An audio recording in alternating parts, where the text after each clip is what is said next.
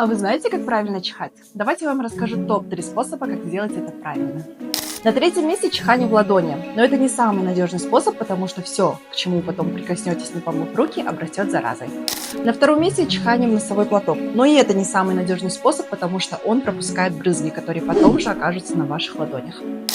А на первом месте чихание в локоть. Это самый надежный способ не отправить свои бактерии в свободное плавание.